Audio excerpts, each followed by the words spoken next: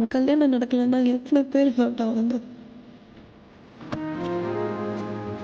இங்க பாரு, அவ ஹர்ட் ஆகுறான் இவ ஹர்ட் ஆகுறான்னு உனக்கு பிடிக்காதன்னு நீ கட்டினா அது தப்பு.